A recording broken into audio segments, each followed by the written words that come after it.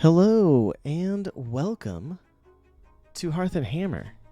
We are a family-friendly D&D show, and we are super excited to be coming to you today with Session 1 of our second campaign. Completely homebrew. We're very excited. I'm very excited, and it's going to be a blast. It's going to be a blast. So, if you are joining us today, welcome.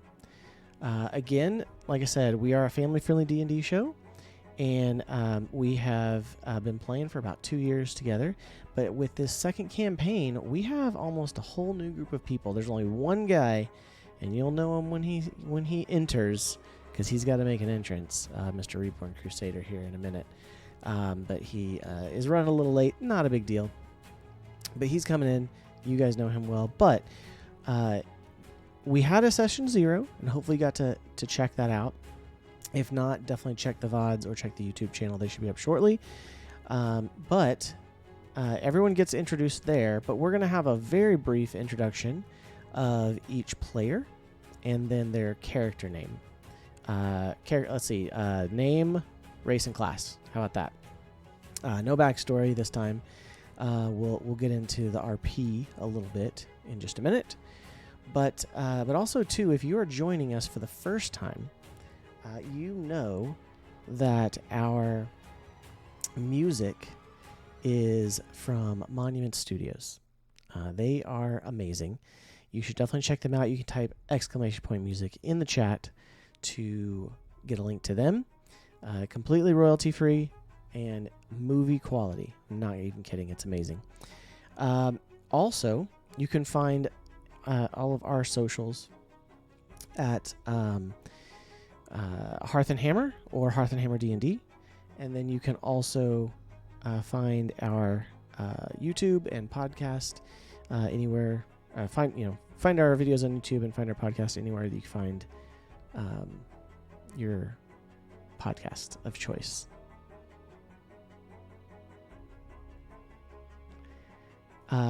Speaking of family friendly, sometimes children interrupt. So, somebody's saying good night. So, good night. Cool. Go to bed. You know what? Why not? Why not start our entire campaign with that? So, go to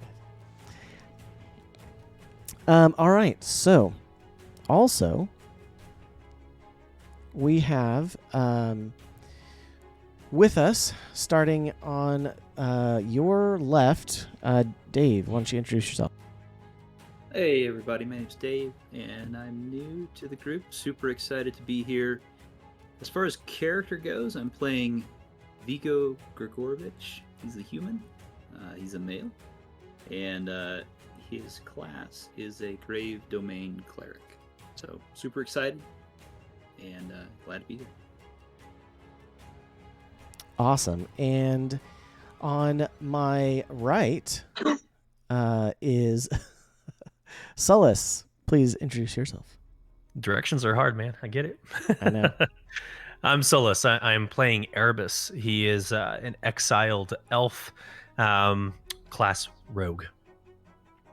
Oh, yeah. It's fantastic. And then starting left to right on the bottom, we have NextGen.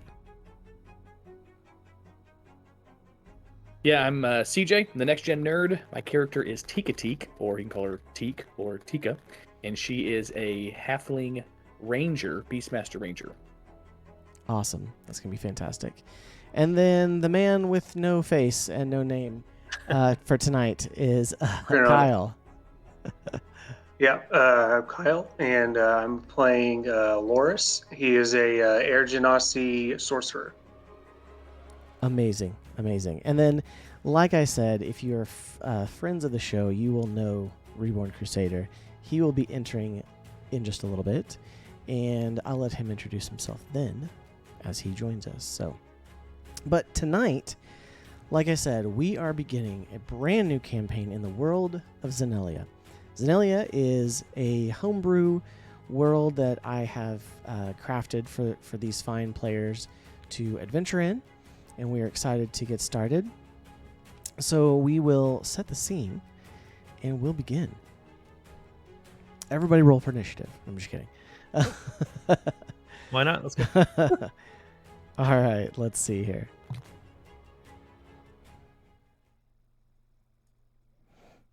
Let me get some other music playing.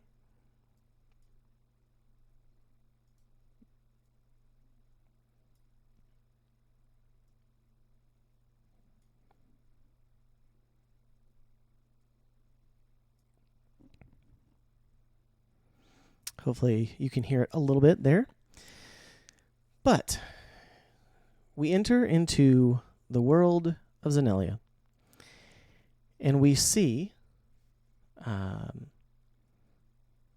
of a map, like you would of any good world traveler would have, kind of paper, parchment style, showing the different countries, and we zoom in through, multiple countries into the center of the map.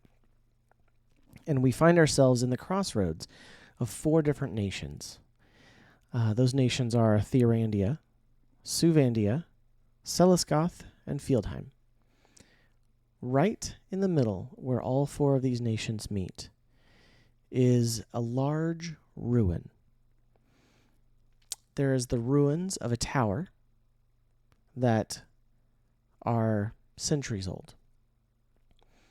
And there are ruins around it that have decayed over time. But they are, all that's really left are a few walls in kind of a circular pattern. Surrounding the base of that tower is a town.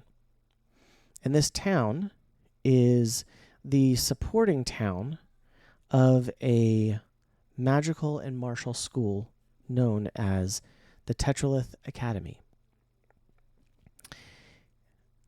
For you, the players, your characters, as they enter in to this area, traveling for the Harvest Festival, they come upon roads that take them through one of these 4 nations, traveling in caravans with people from all over Xennelia, because this Tetralith Academy hosts a multinational harvest festival each year. There are games, there's trade, there's business deals, there's political deals, there are tournaments. There are tournaments of skill and arms, tournaments of magic, and then also there are lots of ceremonies of the young growing into adulthood, of outsiders joining communities and becoming part of a family, part of a group, part of a nation. And a lot of those happen towards the end of the Harvest Festival. And leading up to that are the games, the tournaments, the contests, the revelry, the deals, the trade, all sorts of things going on. So, as we arrive, our characters are entering into the region of this neutral city. As you approach, you see the tower. It sticks up above everything else, but it's broken at the top and very worn. Very little color is left. And then floating above the tower is a island. And on that island is the school of the Tetralith Academy itself. You see, it's not a large school, but there are a few small towers and parapets. There's a few buildings connected, and there are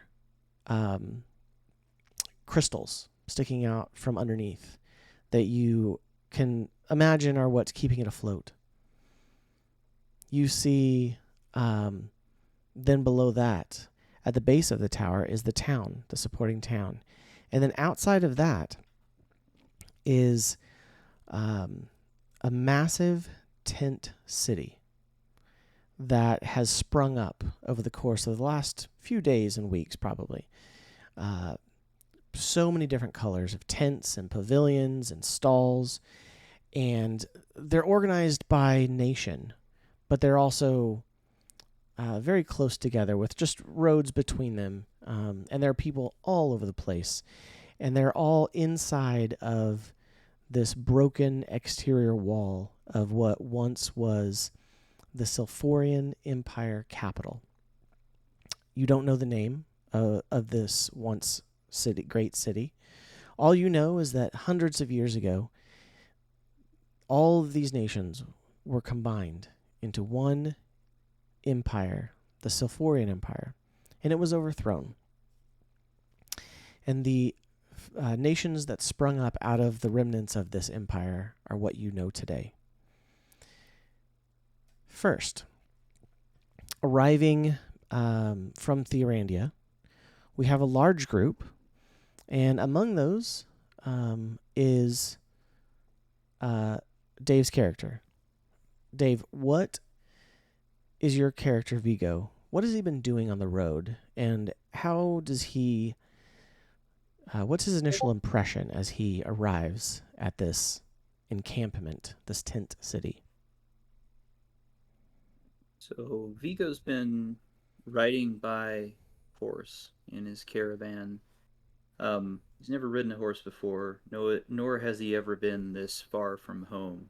So he's a little bit annoyed at the complexities of travel, and he's also maybe a little bit anxious when he sees, he comes over the crest of a hill and sees this sprawling city with just people everywhere. So this is beyond anything he's done before. However, he's got a good bit of excitement as he's very, very interested in becoming a full-fledged cleric and sort of proving his name into the world. All right. And what is it that, as you arrive and you see these broken walls that are still bigger than anything you've ever seen back home, and these massive tents and so many people, how is that for him? It's a mixture of fright and excitement.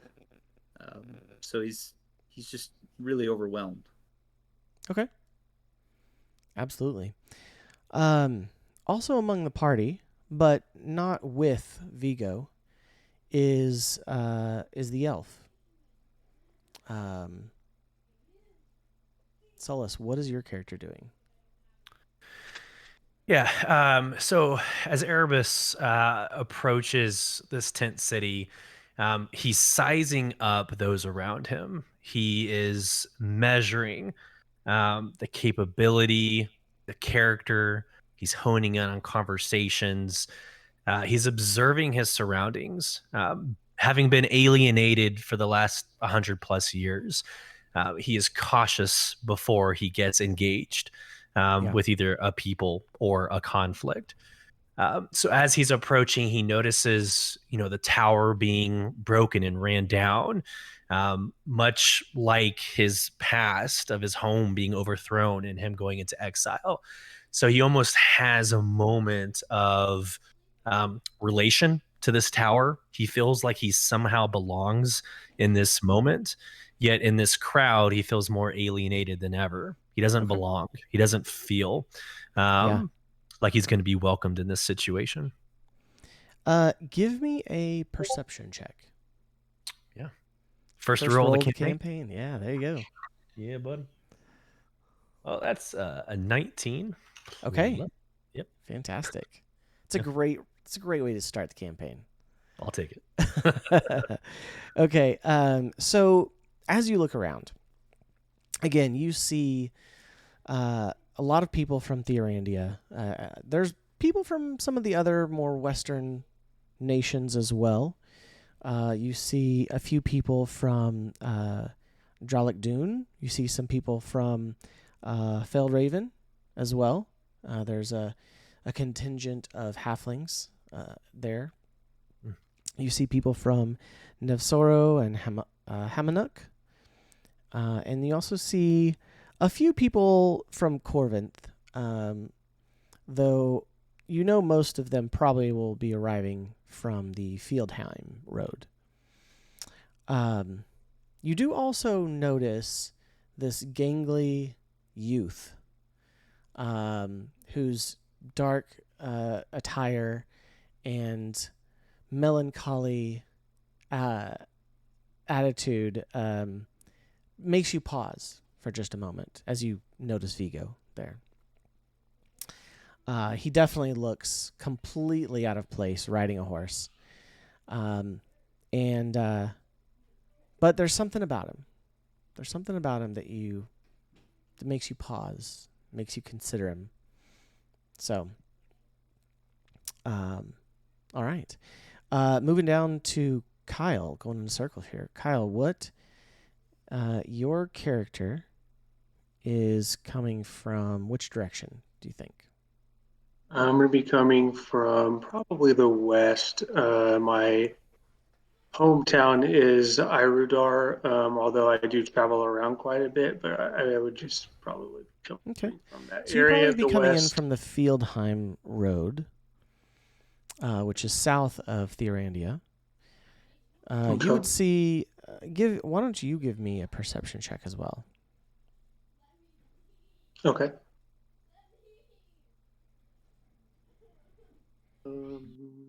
It's going to be bad. Let's see here.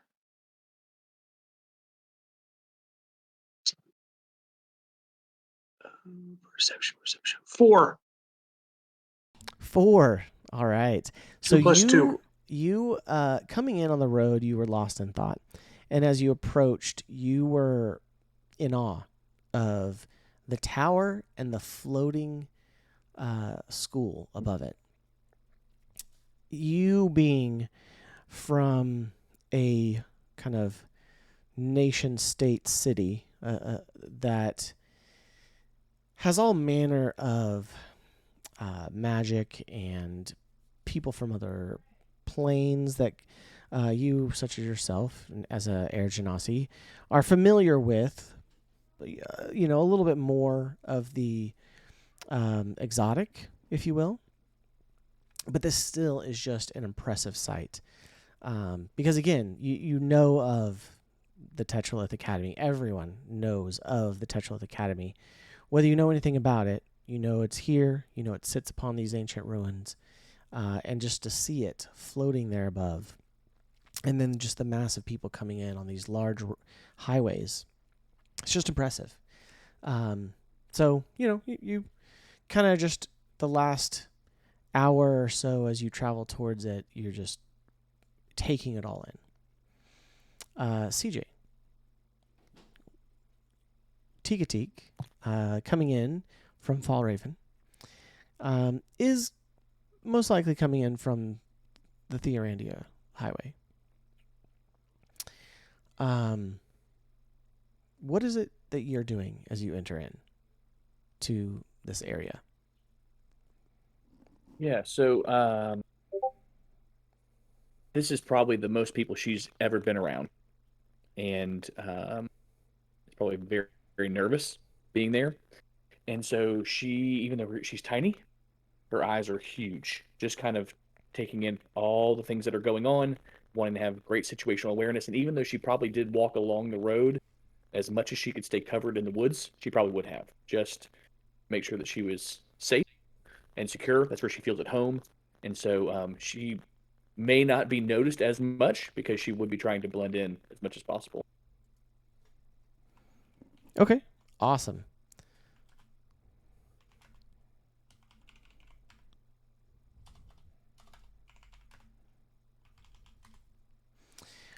So yeah, as Tikatik comes in, you're probably take it upon yourself to be a little bit of a scout, if you will, yourself, just so that you have that little bit of escape. Give me.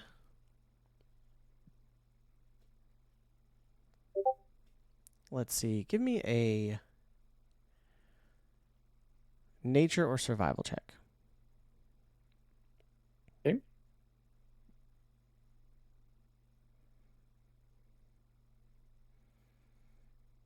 16 nature. Okay. Excellent. So Or I guess it'd be 17 survival, either one, but either one, not a big deal. So you are easily enough able to keep up and keep pace with the group as you kind of traverse outside of the the sphere of the caravan there, being able to keep hidden even if you decide to, but like I said, still traveling alongside them. As you come to the last half hour or so, the road leaves the woods, and so you kind of have to rejoin a little bit the caravan. But there's several hundred people here, and these are not even all from the same nation at this point. There's a good mix. There's other halflings, there's dwarves, there's humans, there's a few elves, but mostly it's those you notice the kind of the more common races there as they travel through the land, and yeah, you're able to blend in and approach this big tent city. As you all enter into this city, again, you notice these walls, though massive, and I'm saying like they're probably 20 feet tall, easy. They are broken in multiple places. There are gaps all throughout the wall, the biggest of these being the highways in which you're entering. But there's multiple areas where people could go through without much notice. And you know that these, ruins were once this great capital city, but that within these walls there is a pact among nations that no violence outside of the trials and contests is allowed. Weapons are allowed, but you are not allowed to draw against another person outside of those as well. These would be things you would have been told as you were accepted into, chosen by lot to be a part of your nation's representatives to this group. Everyone who was chosen, like I said, was by lot, because the Tetralith Academy does not they do not look at noble or peasant or serf or scout or whoever, because they want people to come and be a part, and this is a true blending of nations, and also a contest of who is the best, who has the best representatives of this year at archery, at riding, at swords, at magic, at all sorts of things, even things like trailcraft. You know that you could be put to the test in any of these things. So you pass through these walls, and these walls, again, though broken, are thick, a good 10 feet thick as well. And as soon as you are inside of them, there's roads to the right and to the left that kind of go around the outside of where these tent areas are. But then you see it, and it's almost like there's a little city for each nation. And they're in this, the walls are circular around the tower, and it's like the streets are spokes on a wheel. And then there's an inner ring and an outer ring, and there's 8 in each. And you get to, follow along with the rest of your countrymen to where people who came ahead of you, because every nation wants to be represented well.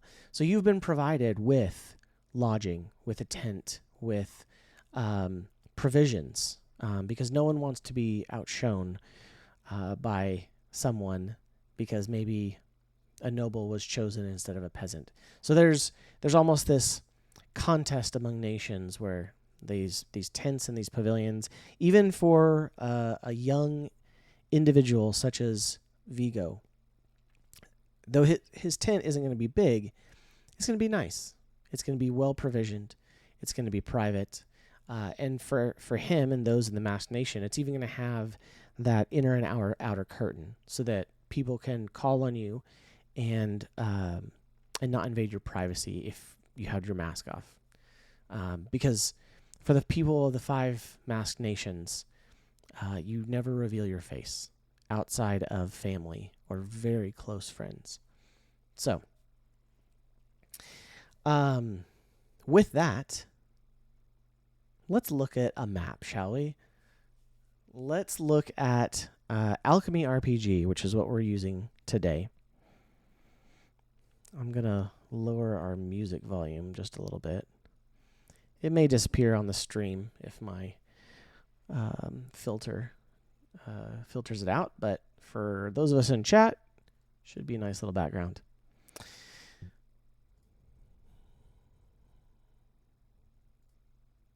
All right. So, if you are looking at the screen, you should see Alchemy RPG. We are pumped to be using this incredible virtual tabletop. I don't have a command for it, but I will make one, I promise, with a link. But it's alchemyrpg.com. You can go check it out.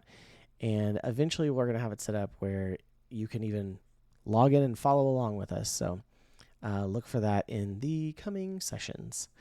But for now, we're all looking at the map of Xennelia, of the known world to you all. And zooming in here, we will see the area where you all are currently. You all are at the Tetralith Academy and are right in the middle of these 4 nations. Okay. And let's go ahead and look at the Tetralith Academy tent city. You should be able to see that now. Can you guys see it? Yeah, definitely. Mm-hmm. Beautiful. So this is what you enter into. You see the broken walls. You see the mass of people. And you are led to, like I said, your nation's little district here within this city. What do you all do as you arrive? Do you unpack? Do you drop your stuff and go explore? CJ, what are you doing? What is Tika Teak doing?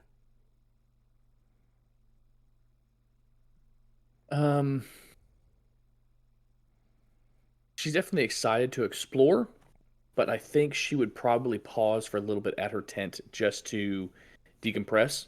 That short stint from the woods on the highway to here was probably a lot. So she would probably take a little bit of time just to kind of recenter, and then she'd move on and go explore. Absolutely. And for you all, where do you think that the Fall Raven section would be here in the city?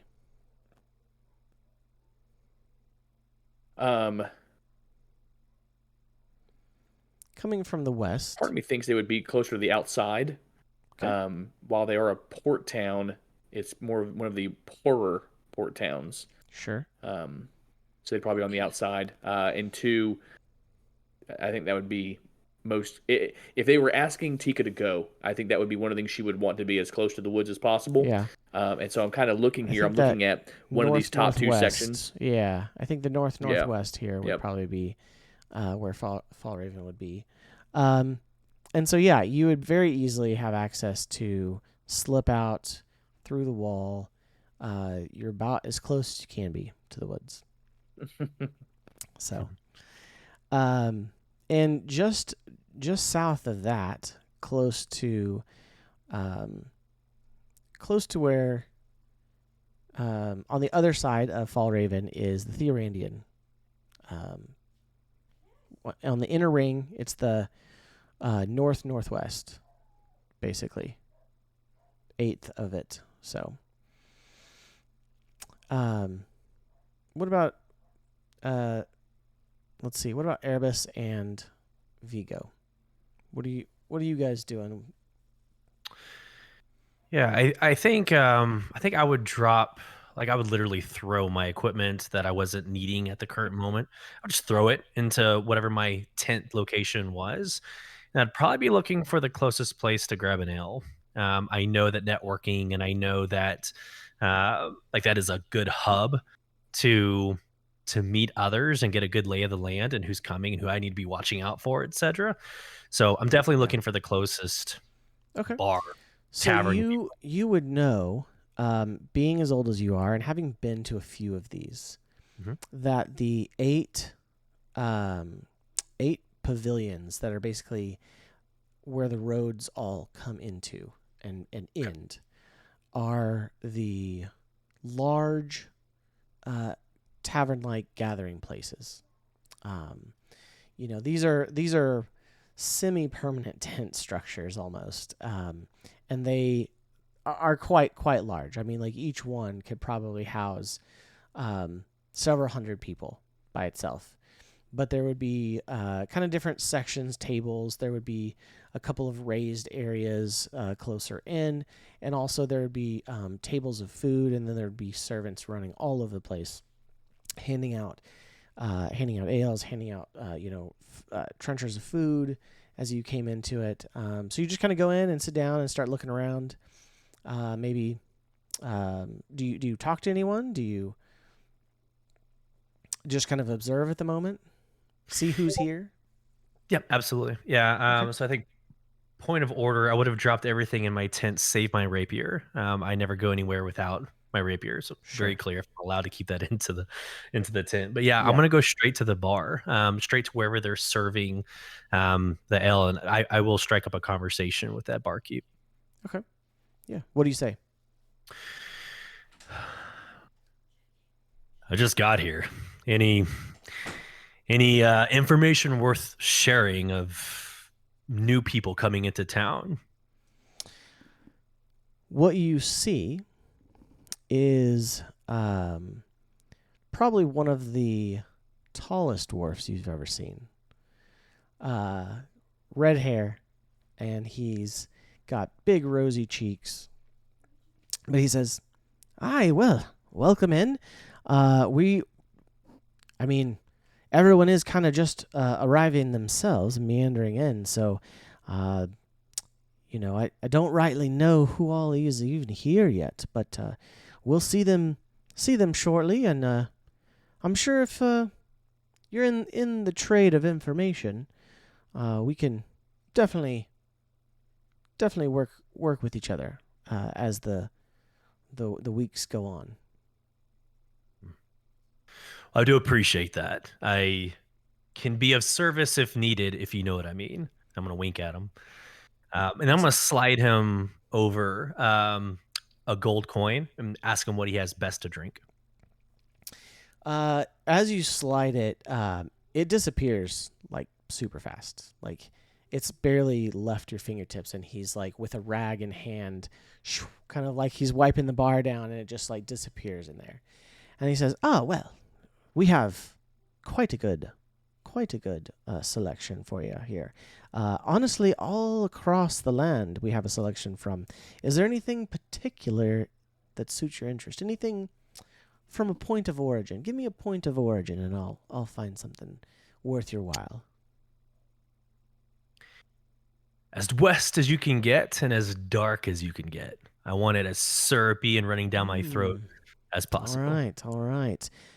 Let me see what I've got. And he meanders off, and it doesn't take too long, but he comes back, and he brings this very ornate-looking,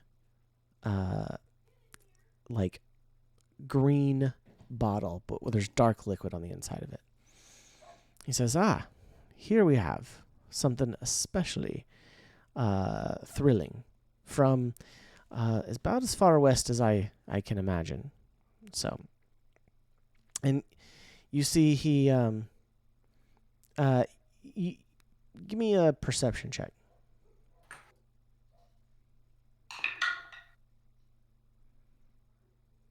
It's a 20, a dirty 20. Okay.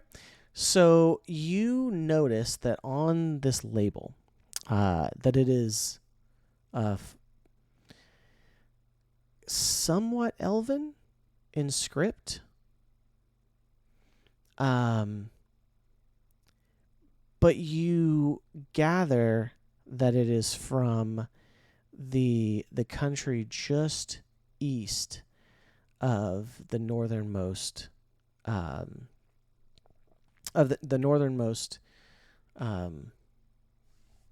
homeland. So you would know this to be from, like Elthuvian? it's not from Elthuvian, because you know typically elves don't have like really dark ales. Some do. You and your homeland definitely did, which is why you ask such a thing, to see if by chance they have something from your homeland. But they don't have that, but they do have something from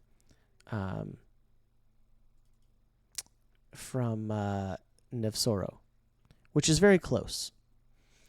And like I said, it's got kind of a flowing script to it. There's a few elven words on it, but you recognize the rest of the label is not elven. And it's this dark Nevsoro ale. He says, got this particular bottle from Nevsoro from a trader just the other day, and it's got quite a good warmth to it. So he takes off the cork and pours out, and you can tell this is the first glass. Maybe he had a sip, but it's pretty full, and so he pours you a nice good size mug of it and slides it over, and then knowing the trade in gold, he says, I reckon come back later this evening and there might be a little bit more information for you. I'm going to give him a nod. Name's Erebus. What shall I call you? Erebus. Good name. A little further west, if I do know my names. You kind of see him kind of eyeing you up and down. It's not hard to pick out an exiled elf, as your eyes are a crimson color iris surrounding your dark pupil. But he doesn't pause on that. He just kind of looks you up and down and says, yeah, well, you can call me Brahm. Brahm. Perfect. I'll give him a nod, and I'm going to go find myself, if there's tables in this establishment, I'm going to go find myself a table. Loads of tables. Standing facing tables, sitting tables. There's like a couple big long tables in the middle, and then a bunch of outlying ones. So you can find one of those close to the door that's only seats like a few, and you can, get food if you want. But yeah, you're there and you're in observation mode. Perfect. So, Vigo, what are you doing? So I'm pretty tired, but despite that, I'm also pretty frustrated. I think what I would do first is go find a place to see if I can sell my horse. And I'm also pretty eager to get some tips on the tasks coming up. I don't have, I feel ill-equipped for what's going to happen. Okay. So looking for, I would say looking for maybe pseudo sources of authority, folks who look like they've done this before, that could give me some tips. Okay. Yeah, Would be my absolutely. task after selling the horse. So you notice. Well, give me a perception check, actually.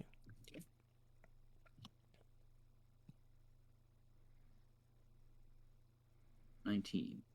Okay.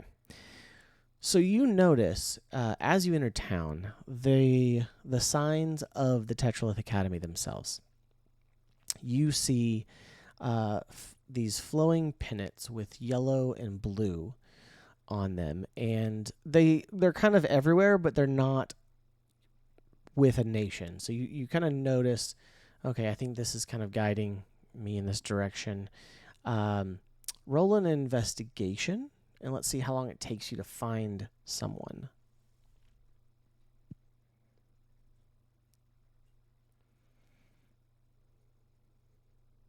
Natural 20. So Okay. 21 total. Nice. The first natural 20 of the campaign. Ladies Let's and go. gentlemen, congratulations. On investigation, though. On Come on. investigation, yeah.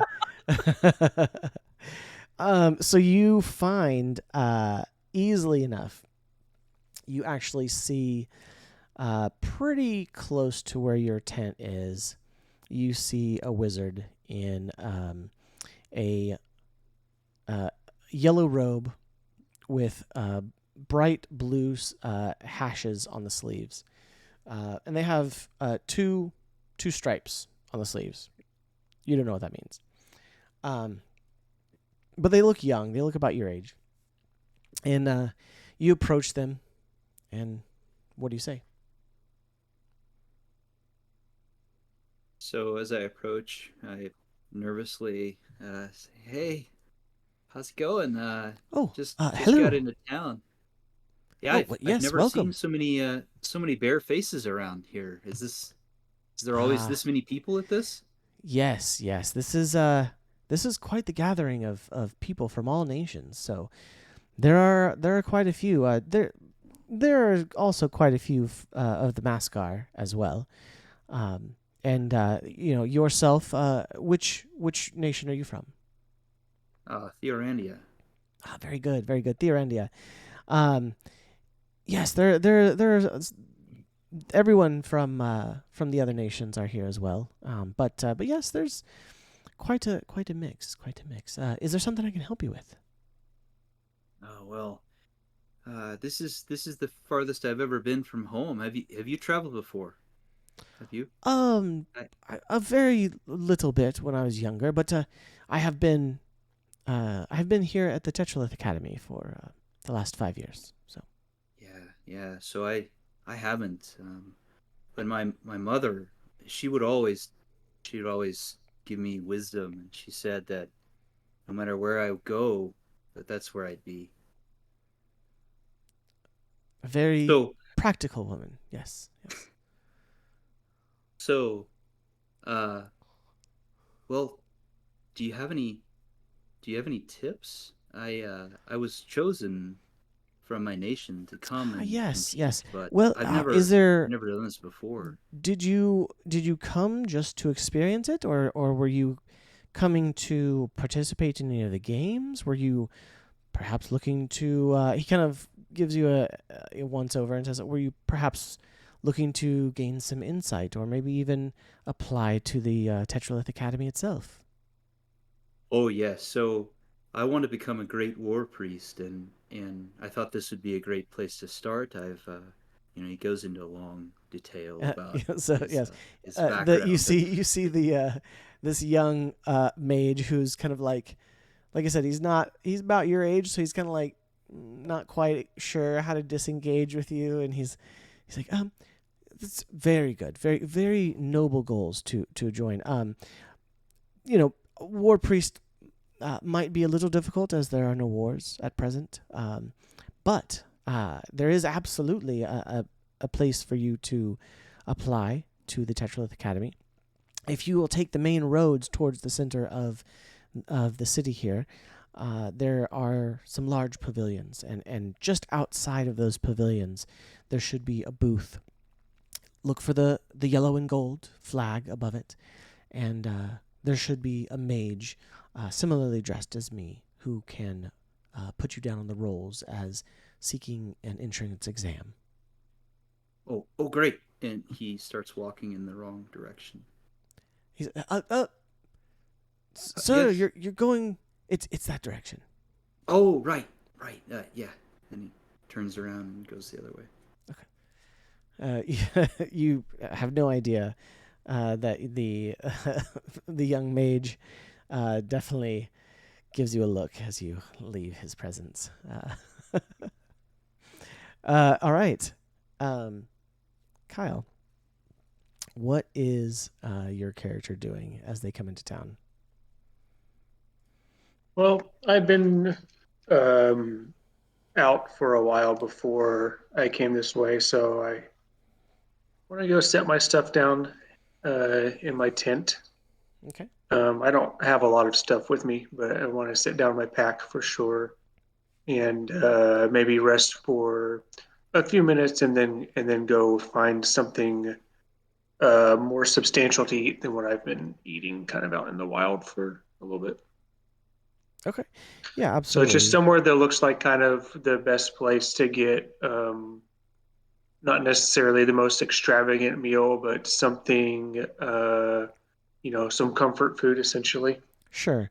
So you would very easily be able to follow the signs to the large pavilions that surround the center of this tent city, and they're very easy to indicate that where the food is.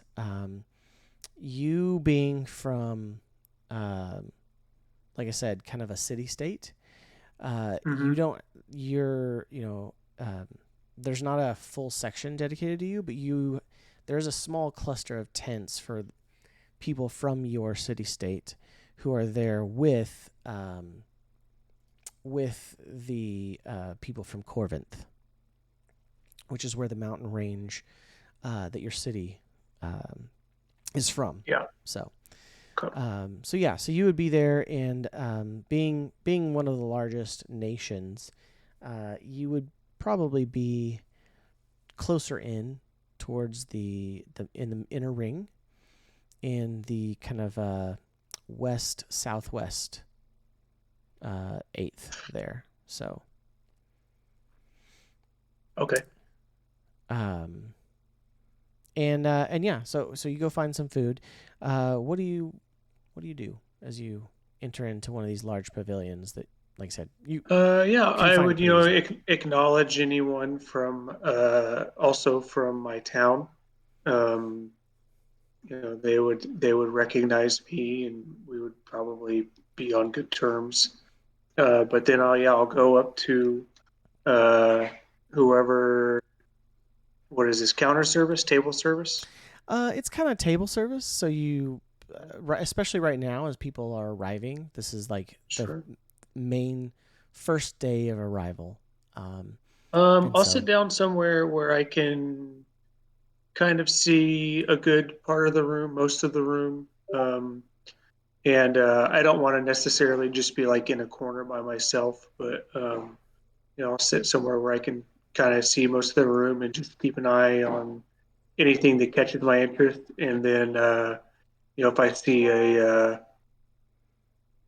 waiter or whatever, I'll try to flag them down. It'd be easy enough to wave down a servant, Yep. and I mean they're pretty much like approaching everyone as they come in and saying, Yeah.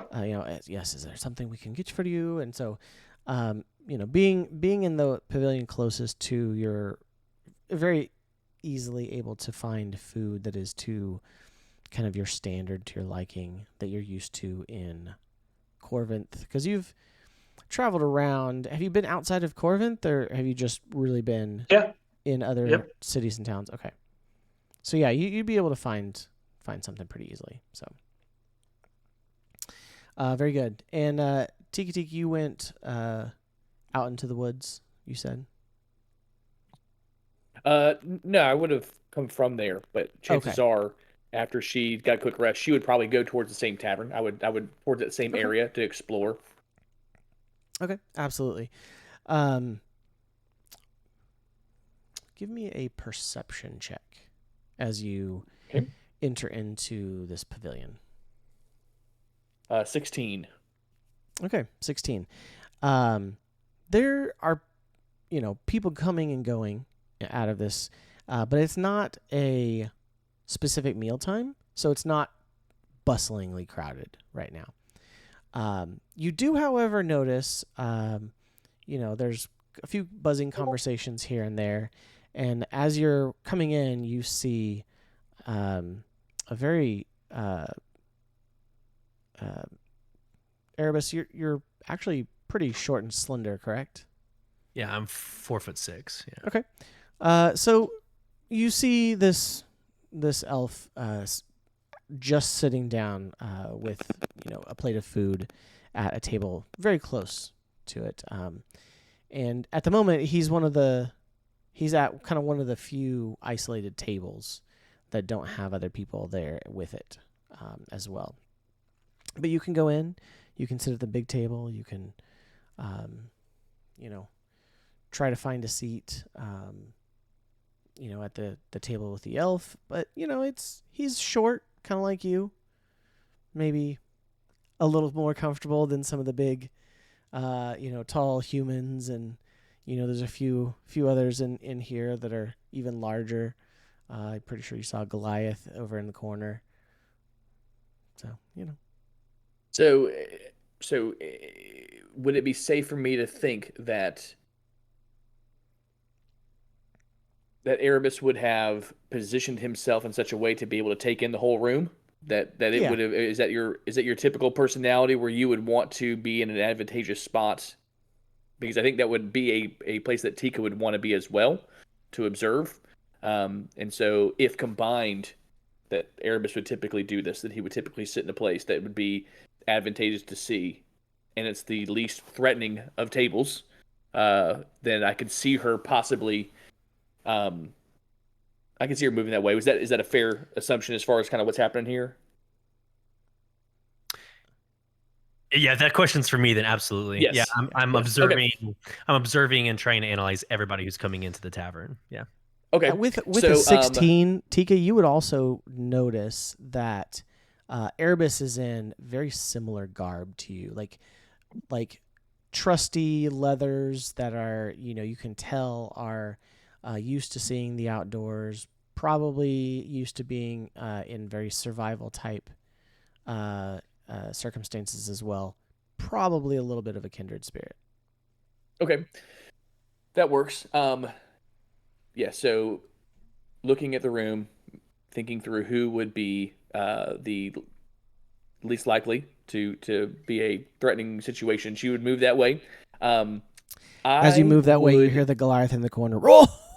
It's laughing at some joke that She already saw it coming. She was already looking. She already saw him and getting the punchline. She could read his lips. She knew what was going on in the conversation, and it didn't surprise her. She kept walking, and even though the table is a normal height, she still has to kind of hoist herself up, and she would move in and sit down like that was her seat, that this was her place, and probably just as confidently staring at Erebus as she moves up there, and without breaking eye contact, brings a single hand up to signal someone to come over to get her drink order. So that would be probably how she would proceed. Absolutely. You a hand goes up and there's already someone coming your direction with an appropriately sized mug and plate because these are wizards. they're prepared for a multinational harvest festival. So it's like So 10 seconds and someone's like putting a plate of Perfect. food and a mug down in front of you. Perfect. So I would say rhythmically, as she is eating, her head stays still, and she is glancing at Erebus and glancing to the left, glancing at Erebus, glancing to the right, just constantly kind of head on a swivel while she is eating the food with her hands, taking a sip. Doesn't use any of the utensils or anything. Like those are completely useless to her. Useless, as she's just kind of picking it and eating it like a kind of almost animalistic in that there's no real manners of anything that she's doing. She's just shoving it in her mouth. How crowded is this tavern right now? Like, is like the whole place open except for where she just No, sat? no. I mean, like I said, it's there are people at most tables, and so like I said, Okay. this is kind of like, again, you chose the table, close to the door. That was probably like one of the last, and there's probably, but say each table holds like 8 people, and then there's the big ones in the middle that hold like hundreds on benches.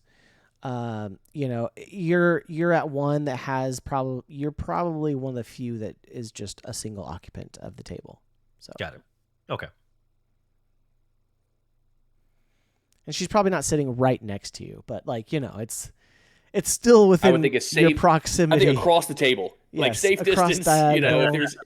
So- If there's individual seats, she is the one that's directly across the table from you, out of arm's reach, little arm's reach. And do I notice her looking at me and having the head on a swivel? Do I notice that? I mean, yeah. I mean, your passive perception, I think, would be pretty easy to notice another individual sitting at your table, and then, Okay. Then Then I will noticeably become uncomfortable, kind of lean off to one side, put my hand on the hilt of the rapier, and just kind of uncomfortably look the other direction as she's looking at me. Okay. All right. Just eat in silence. I wonder if she would mirror his movements, if he leans, she leans. I could see her doing that. Not in an insulting way, but really just studying him, trying to take that in, observing, would probably do the same thing. Tika, She didn't have a rapier on her side. Give me a history check. Me? Yes. Let's see. Okay. 8. Okay. He's an elf. That's about what you know.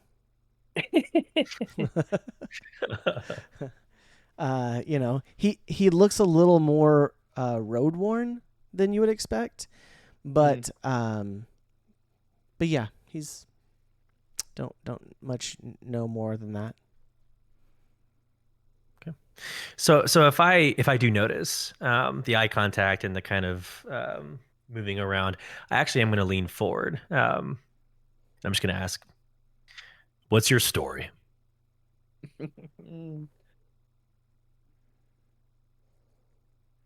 How does Tika introduce herself? I think she would smile. She would smile and then do this, and no noise coming out, and then just kind of move her hands a little bit, just to kind of signal that she can't really speak. Okay. She would point to herself and then make the clicking noise she makes with her tongue, which is Tika Teek, her name. And that would be kind of the totality of it. Erebus, give me a... Let's see. What would be a good... Give me we'll go with intelligence, shall we? Okay. Oh, Lord. 6. Okay. I'm not so smart. much for those nat 20s. They are out the door now. Like, I had it intentionally low, and 6 was the minimum. Nice. To basically understand that Tika Teek was indicating I'm Tika Teek. So you got that much. You didn't, like, you kind of understood no voice and Tika Teek. That's the extent of it. So as I come to that realization, I'm gonna look down into my mug and I'm gonna say, quiet, just the way I prefer them. Name's Erebus. She just kind of does a little tip of the hat, and then goes back to kind of picking some food.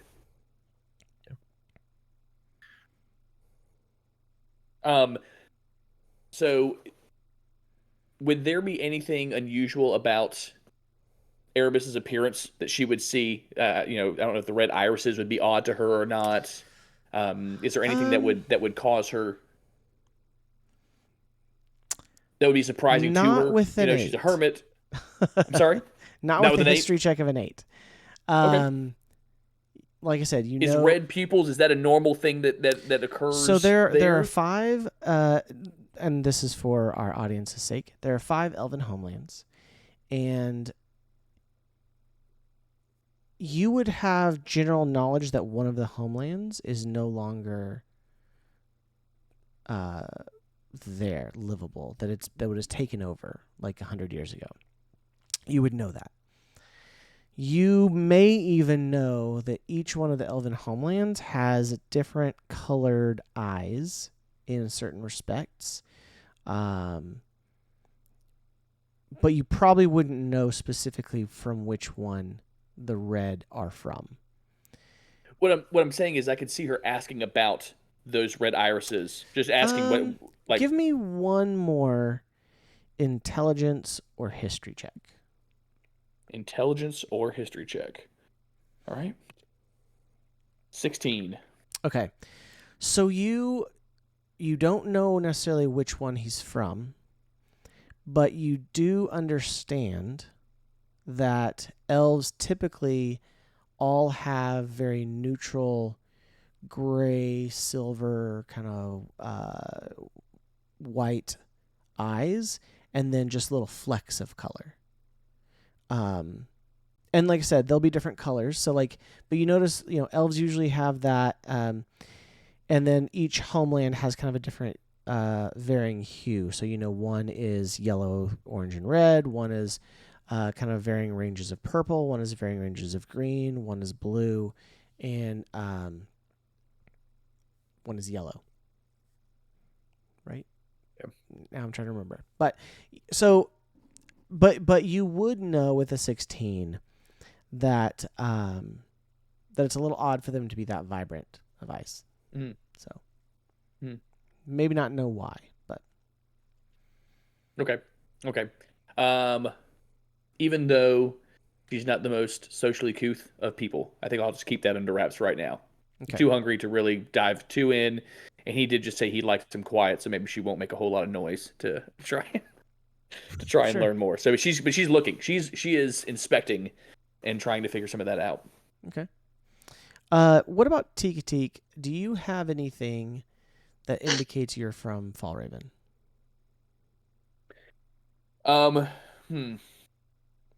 Or is it all just woodcraft, kind of like leathers to go out and survive and blend in? I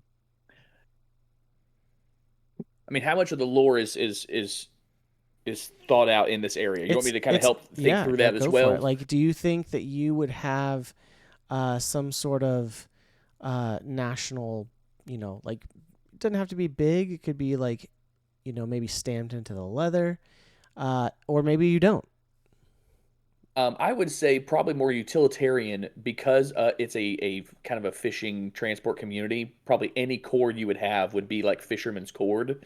And so, the things that are tied her hair up would be fisherman's cord, and she would probably have pieces of it to hold things together. That's not your typical regular cord. It's basically fisherman's nets that have kind of been tied together. Absolutely. Don't waste anything. So there would be that. Otherwise, she probably wouldn't want to be associated necessarily because she does kind of withdraw. But there would be no need for her to try and fashion something else if there was fisherman's cord everywhere. She would use that in just about everything she was making. Erebus, give me an intelligence or history check.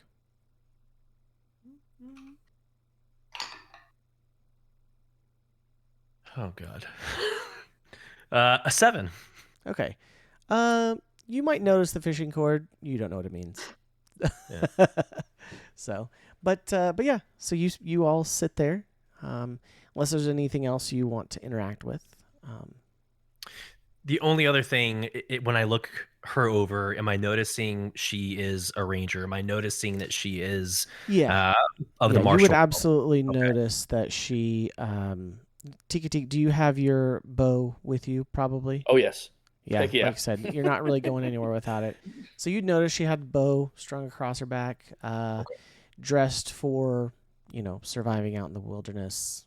Absolutely. Yeah, you could pretty easily determine that she was a ranger. So my last action, since she is sitting so close, we have made contact. We have started that conversation. I want to pull out a dagger from inside of my garment. It's of the ember bark hilt. It's definitely not something I would fight with, but it's something that I would obviously keep in a safe spot. I'm gonna take it out and I'm gonna look at her. Since she can't talk, I'm just gonna like eye contact with her, put my hand on the table, and I'm gonna stab between my fingers. And then I'm gonna pass her the dagger and try to get her to do the same, just so I can measure if she's fast with a dagger, if she's skilled with her hands. okay, I'm just all right. measuring her capability. Well, first, as you do that, Erebus, give me should a. No. Well, Erebus is gonna roll too. It's not gonna be a big. It's not a high DC. Okay, but Performance check. but give me a performance or Uh, dexterity. I'll let you. This is a dexterous action.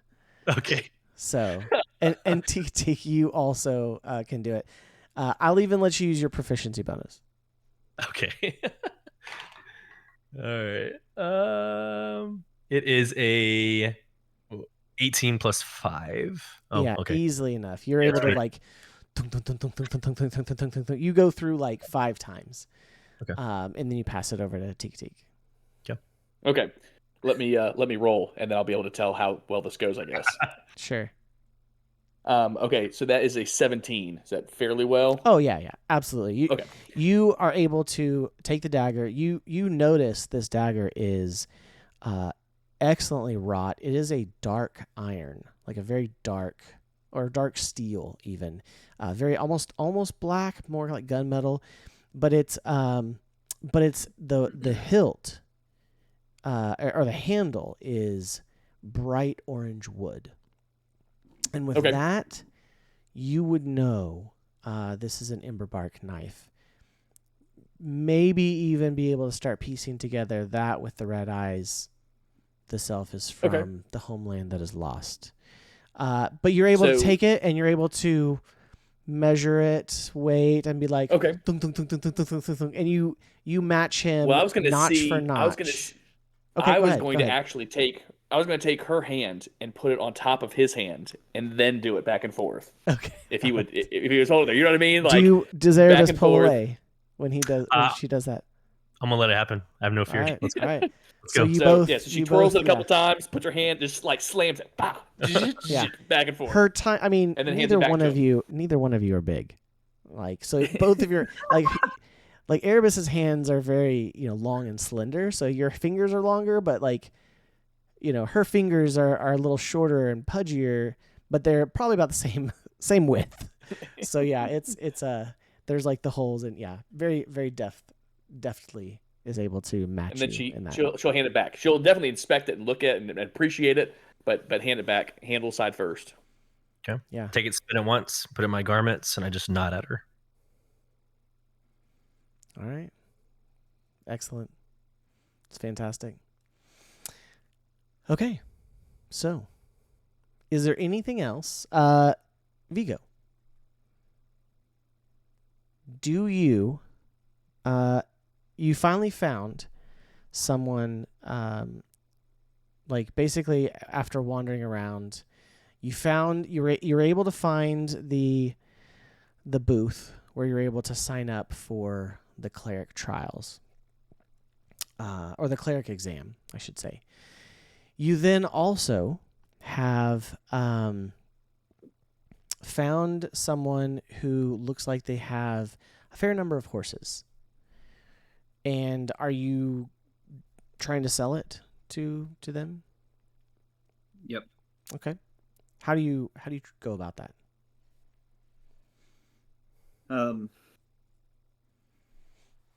I think that I would want to try and mask my frustration with the horse Okay. Give and me sell a it as a deception or fine stock. persuasion check. All right, we're going for deception. Perfect. I think yeah. That is appropriate. 22. Okay, yeah. You're able to calm yourself, and you're not. You definitely don't show any of your frustration with the horse as you approach this, small stable that there's probably a dozen horses in. And this is just within your area as well.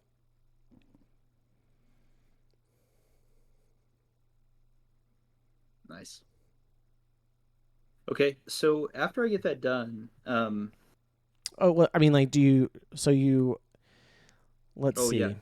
Do you want to roleplay through it, or you can if there's something you want to do, or you can just as you come up to it, the stable master's like, but why? Don't you need to take it home when you're finished? Oh, but I'm going to be a great war priest. I'm sure I'll be accepted to the academy and live here for quite some time.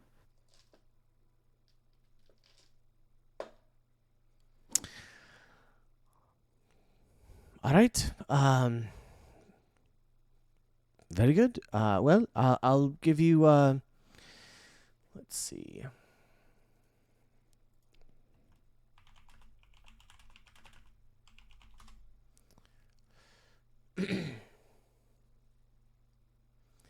So you.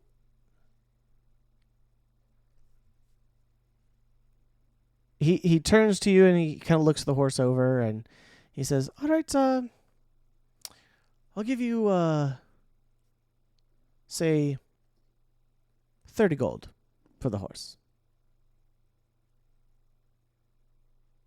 Do I know if that's a good price or not? Well, you probably paid closer to 50. Because, you came from a little bit further out, so it wouldn't have been as expensive. But because you purchased it outright, but yeah, let's, give, if you think you want to negotiate, give me a persuasion check. If you think you would be like, oh yeah, that's totally a fair price, then, we can, but you did just buy it and you would know. Like, so it's been like probably 5 days since you bought this horse, so yeah, with probably your life savings. So on persuasion, I roll an 8, and so okay. I'm like, but this is a great horse.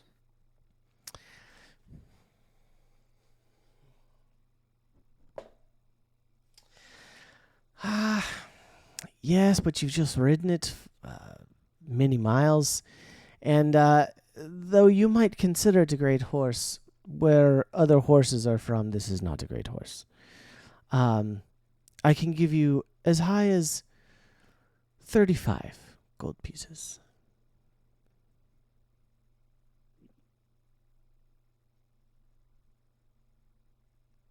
All right, I'll take it. Okay. So you get Mother would go be ahead disappointed. Go ahead and take 35 gold for this horse. All right. Yeah. He probably turns around and puts a sign on it for 75. So.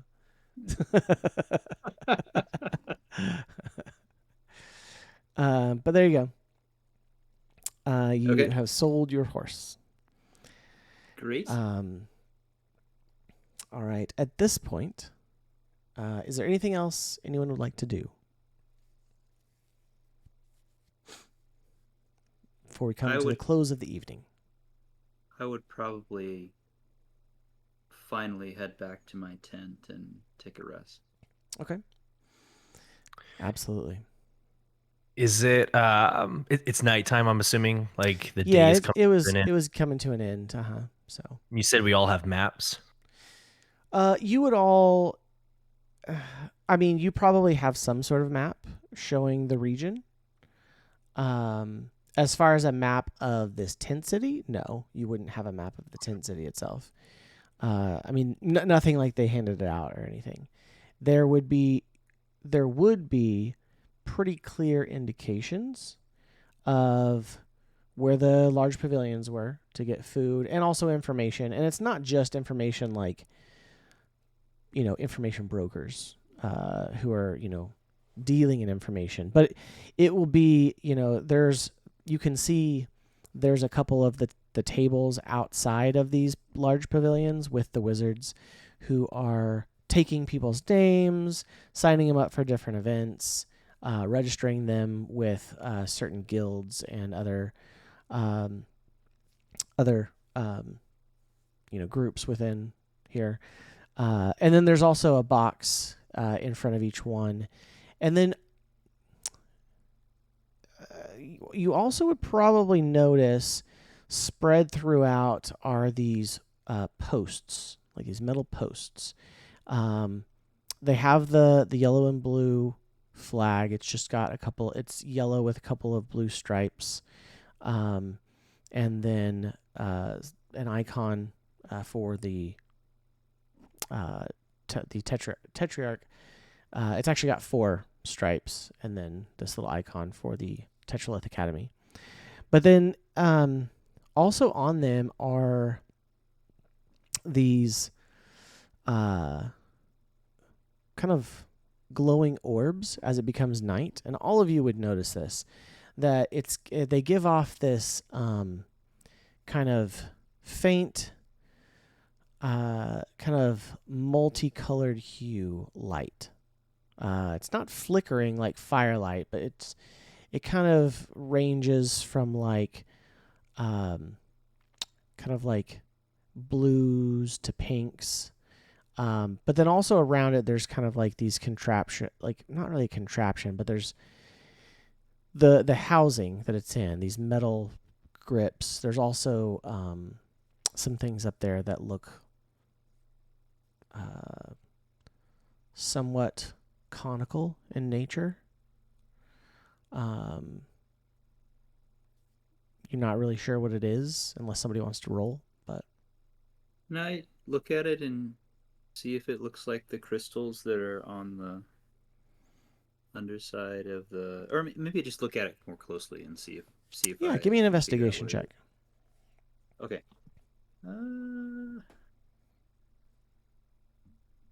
10. Okay. They're glowing crystals. You're able to see that. They don't glow quite the same as the ones on the underside of the island. The ones on the underside of the island are the largest ones are blue. So, these tend to kind of go from like blue to purple to pink to blue, purple to blue to pink. They're just kind of like pulsing ever so slowly, but they provide light, and they're not, there's no flames Floaty. out here. Yeah, they're not really floating. These aren't floating. They're more of kind of in a housing, on top of the pole, and then like I said, underneath it, there's like that kind of cone device or cone looking shape. Almost Does like the cones like, the cone is actually kind of facing down. so it looks like it's shaping, it's supposed to direct the light. No, the cone is under the light.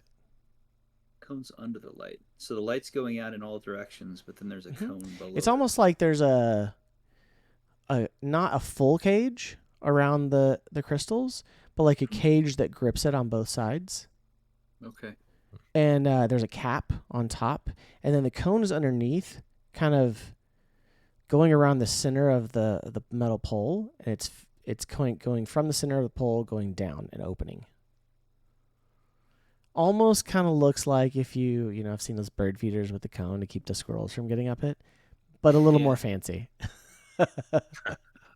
There's crystal eating squirrels around. So, Yeah, I think I'm gonna stand up. I'm gonna stand up from the table. And I'll walk over to Tika Teak. I'm gonna put my hand on her shoulder and kind of nod. And I'm just gonna tell her, pray I never have to face your dagger in battle. And kind of wink at her. As I leave, I'm gonna head towards Brahm. okay. Um, Pray.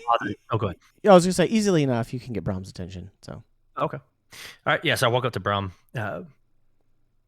Pray bother you one last time. oh yes, absolutely. I will frequent here tomorrow night as well. May you please share if you see others that are like me. And as I say that, I kind of like hold my head in shame. He picks up on what you're saying, but doesn't overly emphasize it at all, which would probably be something you appreciate. Like he doesn't make it a big deal. Like he said, "Oh, absolutely. I'll be sure to let you know of any other elven folk who come through here, and perhaps where they might be from." As I walk out, I say, "May the stars cloak you." I walk out and I head towards my tent. Okay. Awesome.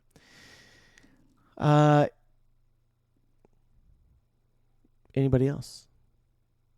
Tika probably would leave at the same time and just try and stay at a distance and just kind of follow Erebus, just to kind of see, so she knows, oh, that's where he goes, that's where he is, before heading to her tent. Okay. Are you trying to be stealthy, or are you just trying to? Yeah. Okay. I think so. Give me a stealth I think check.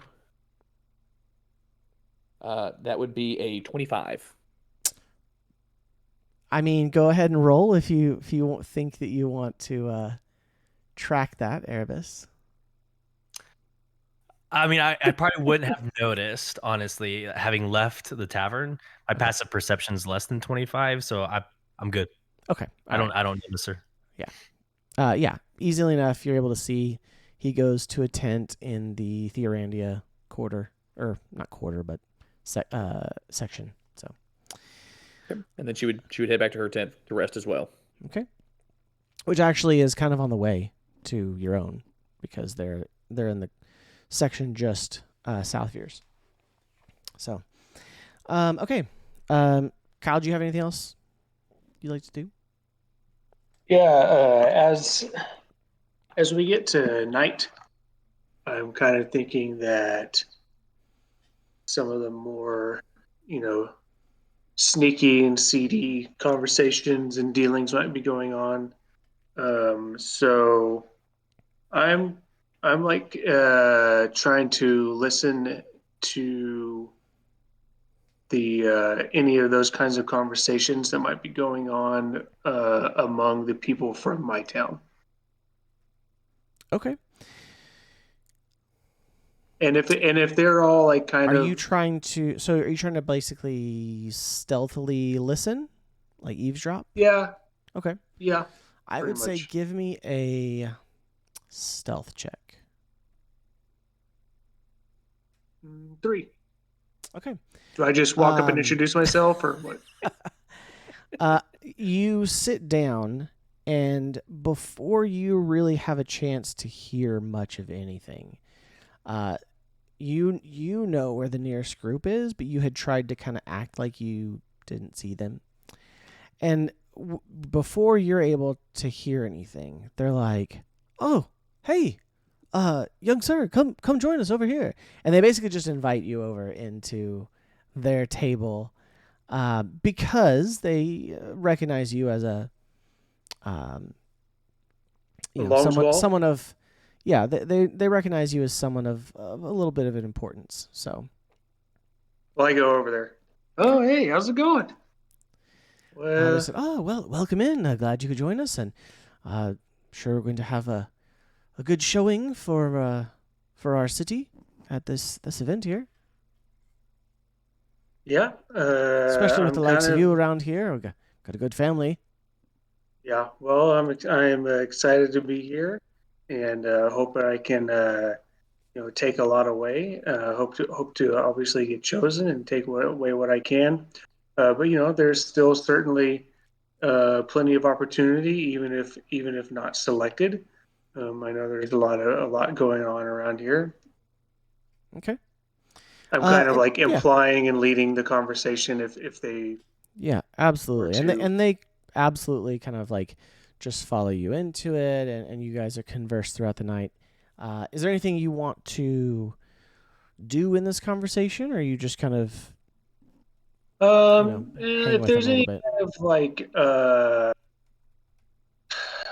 secret society type stuff going on that might be connected to my town, I definitely wanted to learn more about it. I'm not necessarily like antagonistic towards it if I find out about it, but Okay. I'm just trying to I would find out say more. probably this first night, and with that kind of stealth, you don't hear of anything.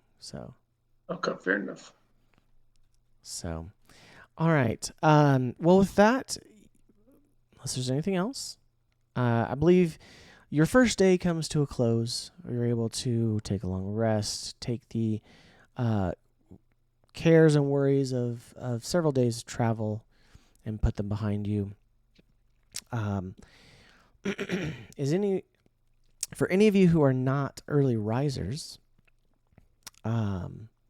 you might be a little startled when you hear kind of a chime, if you will, emanating from everywhere. And it's not quite at first light.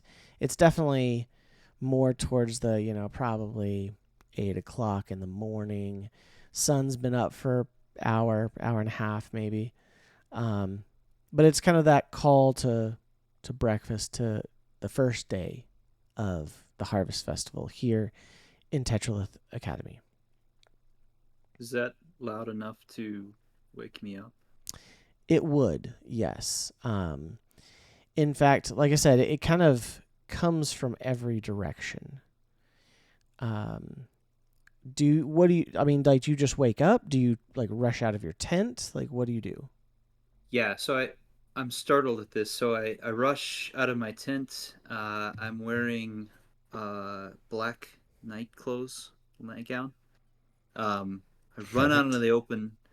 I look around and I There's ask a the first person there's a few nearby. people outside, and you see a couple of older people kind of chuckle, and they say, don't worry about it. It's just the call to morning meal and to prepare for the day.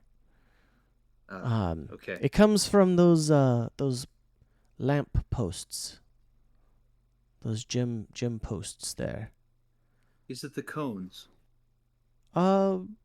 Maybe so. Yeah, I don't know exactly what produces the sound. I just know that's where it comes from.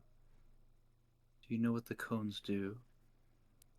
I mean, that's a good guess, as good as guess of any that I've heard. Oh. Okay. Thank you. I forgot to say it, but assume I put my mask on before I ran out. Yeah. Take that as a given for yourself. So, I guess the first thing on my mind for today, while I have been talking, one of the things that I would probably want to get done today would be to find materials to practice some spells. Okay. So I would say, for the sake of brevity, you're able to find all of that, no problem. Okay. Again, this is a mage hosted event. So you'd be able to find it. It would be fairly inexpensive because there's this expectation of so many people buying these things for all of this that everything's marked way down. You're able to find any components you might need, and this goes for all of you. Any supplies you might need, you're able to find it. Not a problem. So. But you do hear later that morning,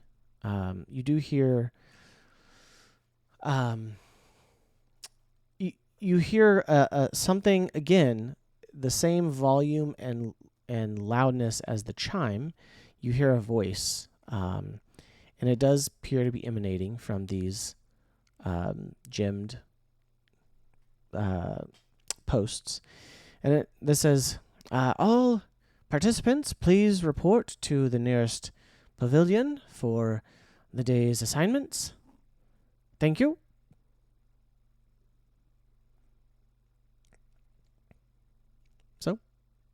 So I would get dressed, and I would probably take like full on pack and equipment and Sure. head on over.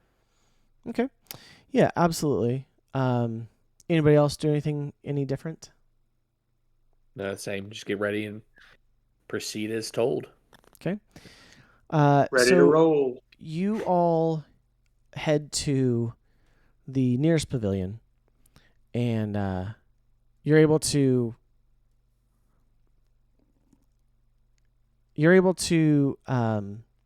find your way to no problem. And there is a podium outside of the nearest pavilion, and Tikatik and Erebus and Vigo would probably be pretty close proximity to each other, coming from the same direction, same pavilion.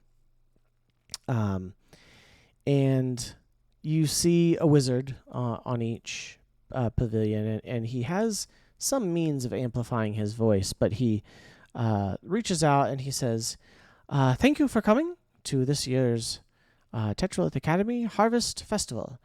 As you know, there are several skills challenges, competitions, and other things, and as such, we will divide you up into groups to begin the day's and the week's festivities. And so and this says, please come forward and draw your associated groups. And so there you see several other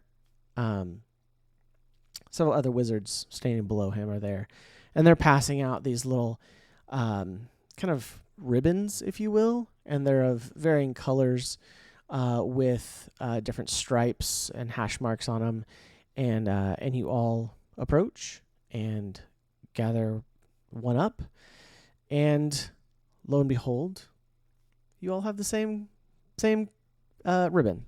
So look at that. Look at that. What a cool. What a coincidence. Wandering around, you're able to find the other groups. I would say that Kyle, your Loris would probably have wandered a little farther, in your searching around, but you have found yourself in this group a little further from the pavilion nearest you. Oh, am I the last one here? I think so. He probably would be like the last one walking up. Well, I think we're going to be all right. Oh, hello. My name is Vigo. Oh, hello, Vigo. My name is Loris. Where is everyone from? I'm just gonna step in. I'm gonna step in real quick and be like, Erebus, and I'm gonna put my hand out and point over the Tiki and be like, she doesn't speak.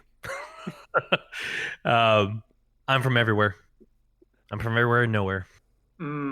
I kind of know what you mean. Have you all So traveled? Tikatik is going to point in the general direction of Fellraven and make kind of a water motion. And that would be how she says where she's from. Okay. Do Vigo and Loris, if you want to, and Erebus for that matter, if you want to roll a intelligence check, see if you glean from the musings that she is from Fellraven. 15 for me. I got 16. Oh god. A 2 plus no. Okay. All right. So Intelligence the two of you, you're pretty sure you understand she's from Fellraven, but I mean, do you ask? Do you say anything? I would just introduce myself. Okay. Hello, my name is Vigo. I'm from Theorandia. Where are you from? Oh, I'm Loris. I'm from Irudar. So, but I've really traveled around quite a bit. Did spend some time in Fellraven, and I kind of gesture at Tiki whenever I say that I've spent some time in Fellraven. She kind of lights up and smiles, like, Yeah. And I do the little river arm thing back. All right. All right. Give me a performance check. Let's see if you can articulate well with your hands. Let me check my bonus on that again real quick. Yeah, 14. Yeah, it's passable. Everyone recognizes it. And with that, Erebus, you would understand she's from Fellraven. Would I? With a 2? I think well, because he said it out loud, yes. I Still think lost. So. Kidding. Got it. That and your earlier conversation. So, but yeah, so the four of you are there, and you're able to determine that you're all among the same group. Tiki, what does the ribbon look like that you guys have? And where do you attach it to our entire yourself? group has? Yeah, like for your group, what's the ribbon look like? What colors? How many stripes? And how does Tiki attach it to herself? So, I would say it's green and gold. Let's go with green and gold. That would be it. Good way for us to go. Good way to start. And how would she attach it to herself? I mean, she has plenty of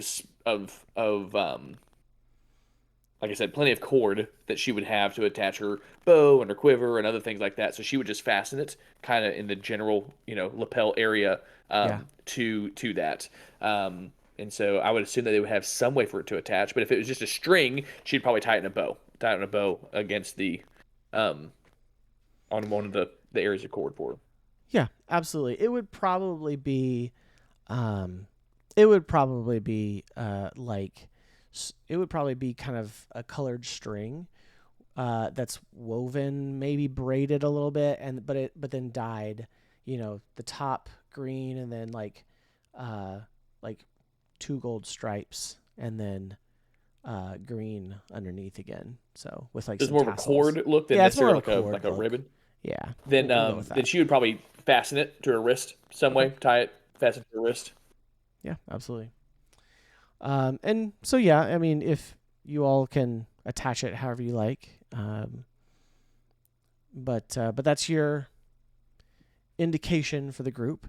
As you're kind of meeting each other, you hear once again from the wizard on the podium. This is your group. There should be 5 of you in each group. If you are missing one, it is potentially that they are still arriving. They will be sent along to join you at the moment of their arrival.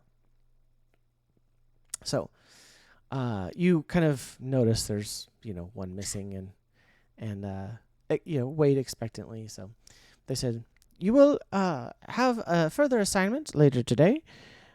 Please make sure that you are familiarize yourself with your group, as you will be getting into the first few days' tasks together before you are finally taking any individual exams or tests past that. And so you see the wizards in front again start to kind of begin shouting orders a little bit, and they say, this group go this direction, this group go this direction, and they say green 2, that should be the green with the 2 gold stripes. Green 2, you will be heading off on the survival test for your first assignment. Please gather your things. and you will begin after lunch. It will be an overnight. These first 3 days are the group trials, and this will be the first night, and it will be overnight. You'll have a survival skills challenge.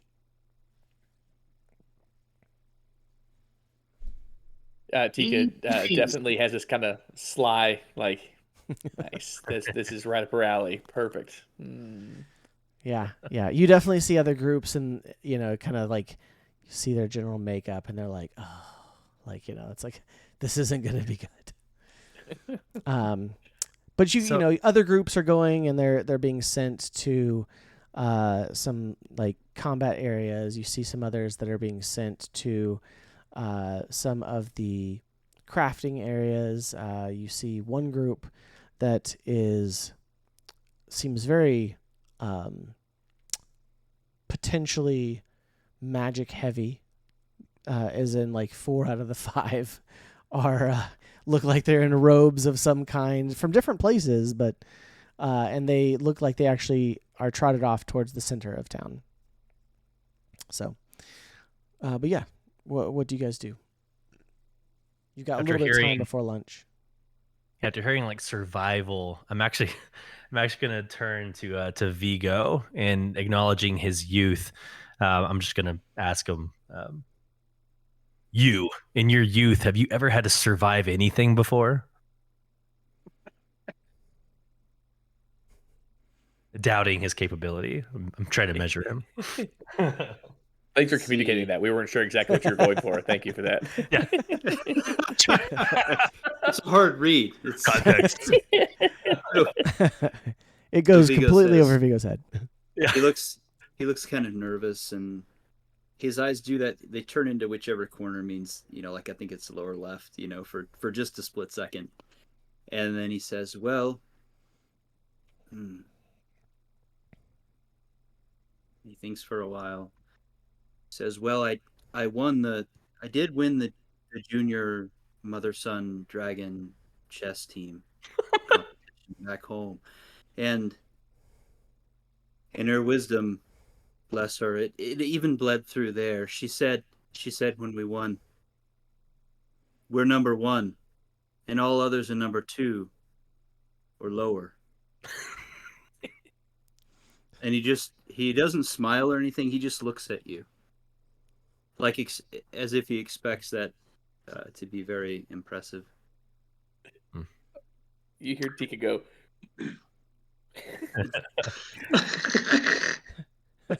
So my response, I'm staring back at Vigo. I'm gonna say, we're down 1. We're with a mute, and we're having to babysit. We're doomed. I say, I think that sounds really sweet. You sound like you're doubting. One time I struggled with my apprenticeship as a cleric back home, and my mother always said, when you doubt your powers, you give power to your doubts. You're making me wish your mom was with us and not you. And he doesn't say anything to that. So in a kind of a defeated mode, I'm gonna start putting on my gear, tightening everything up, and kind of in this like rolling eye approach, knowing that we're set up for failure. We'll be fine. Vigo I looks look at super- Erebus. I tell him we'll be fine.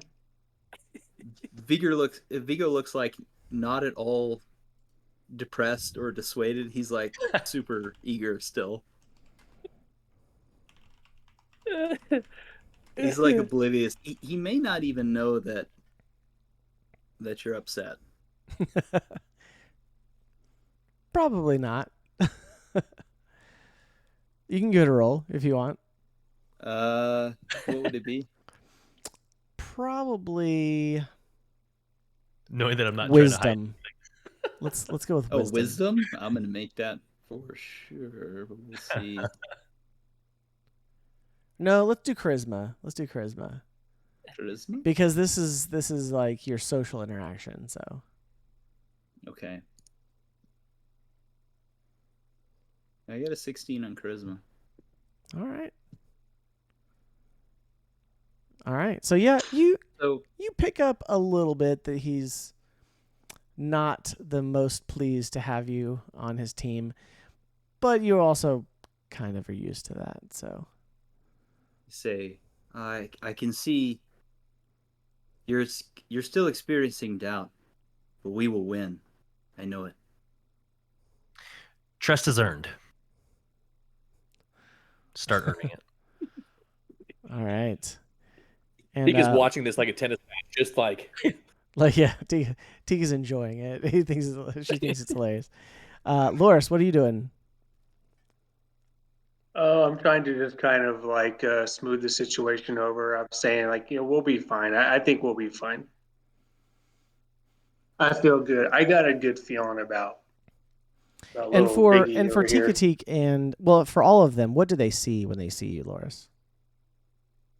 Oh, I'm a little over 6 feet tall, so I'm quite a bit taller than them. I'm not especially big. I'm not So particularly real strong slender. looking. Gotcha. Yeah, I'm not particularly strong looking at all.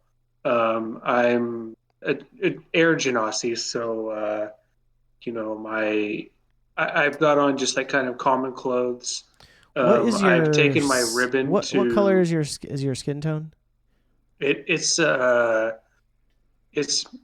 fairly pale with a little bit of a blue hue to it, Okay. and then my hair is a little bit of a darker but kind of a matte blue as well, and then eyes are Are there very any other light colored as well. distinguishing features that would identify you as an air genasi? Uh, Probably like my just kind of like wavy blue hair, like almost looks like it's Like, blowing even if it's still outside. okay, all right. What's your passive perception, Tika and Erebus, and Vigo for that matter? passive perception is 17. Mine's 15. Okay. Vigo, what's your passive perception? 14. Okay. 14. Tika, you kind of you notice his hair is blowing in the wind, but you realize it's not blowing with the wind.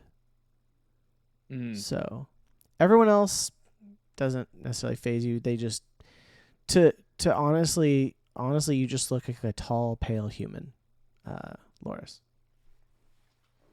So Yeah. Well, guys, I've spent a lot of time out in the wilderness, and it takes all kinds, and all kinds can make it. So I'm not too worried about. I'm not too worried about Viggy here. We'll be all right. I know the other. I know you're the other two. You certainly seem plenty capable. what do they see when they see your gear? I really don't have a ton of gear. I have a dagger on each hip and a small crossbow, and then I have a backpack with a bedroll. It's the explorer or the adventurer's pack, Pretty and standard.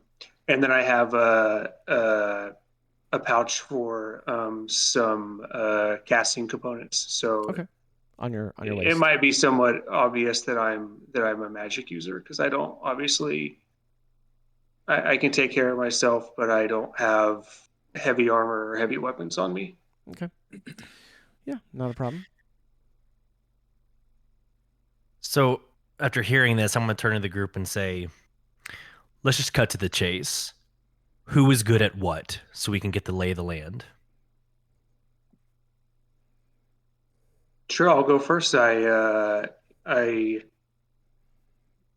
am good at surviving outside, and I use magic to do that. Can kind of adapt. I have a well, I should say I've learned to use some various elemental magic that could help in a lot of different situations.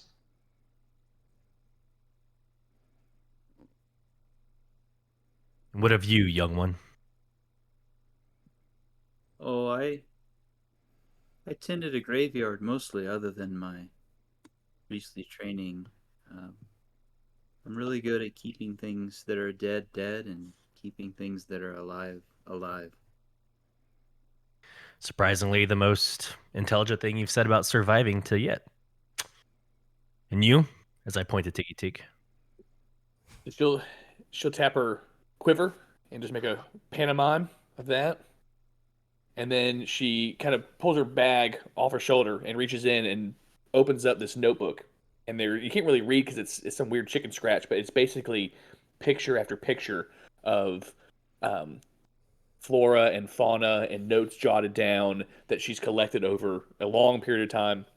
Extensive notes. It's not like three little. It's extensive notes on each species, on each plant, and notes and bookmarks and things, all whatever. And she kind of shows, and then she puts it back and tucks it back in her backpack and slings it back on her shoulder.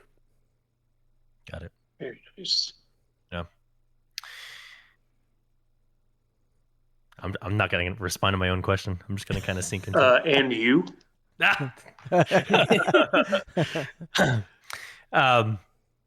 I'll take point. I've been doing this for a very long time, and on my own, I think my eyes and my ears can best suit our group. All right. I thought you were going to say that you were good at being angry.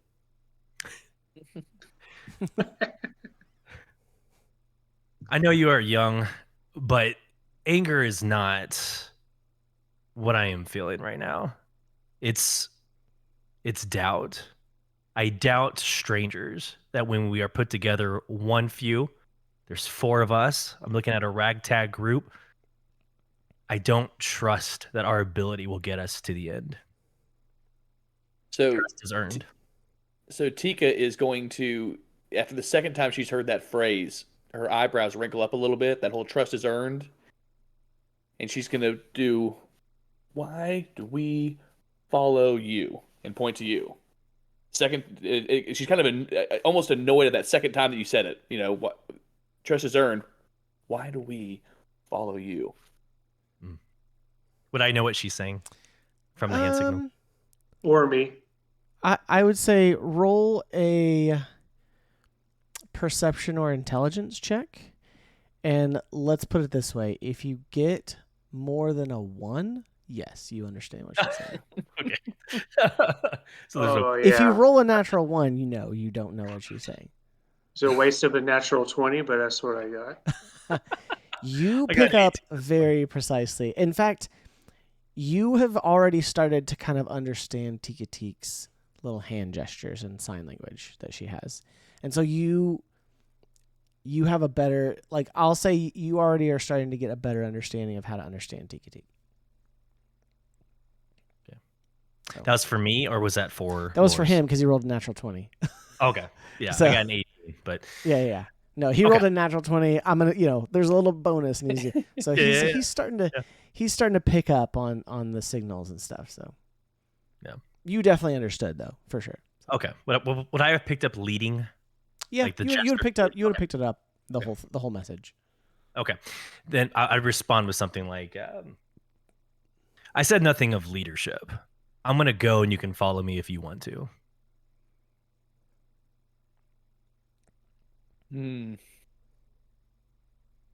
She doesn't look convinced. Like, he says it and it doesn't really faze her. She's kind of like, we'll see. So, I would say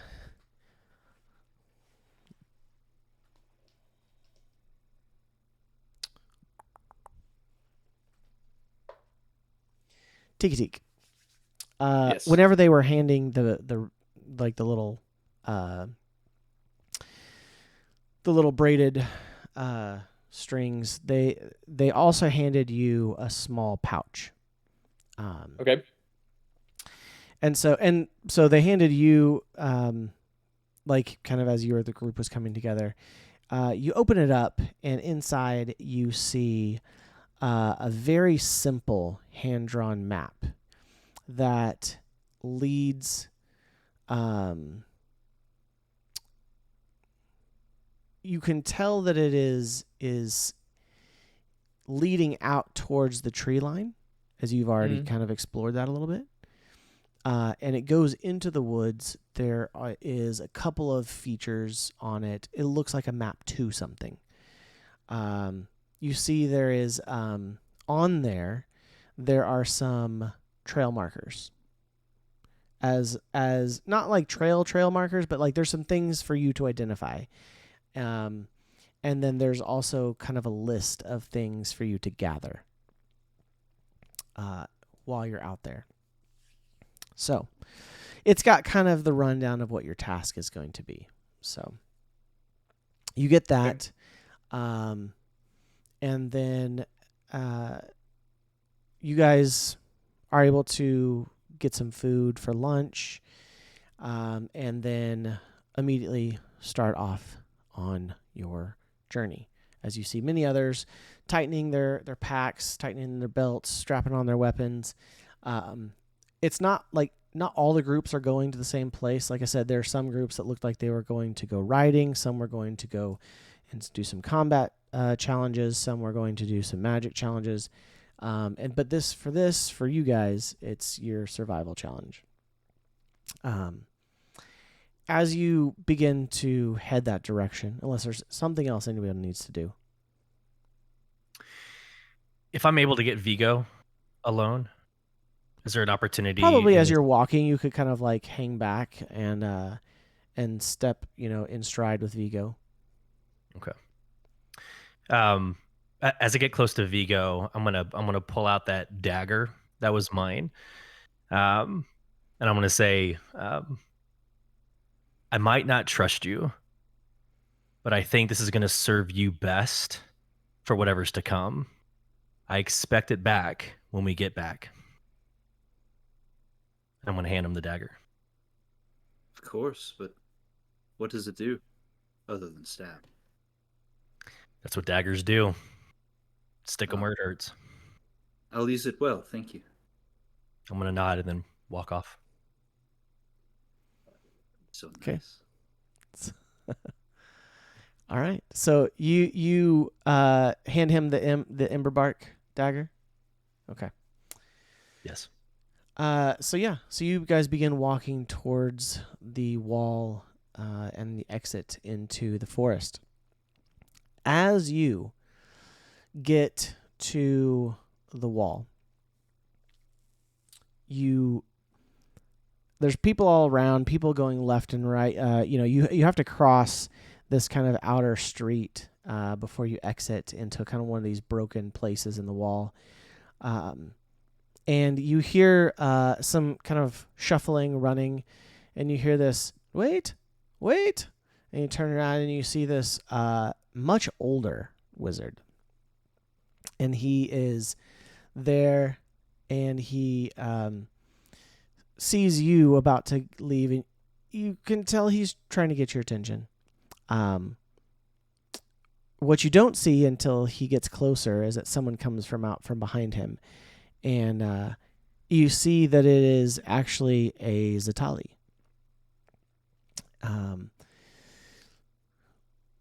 Xennelia are fairly common, at least as far as knowing what they are.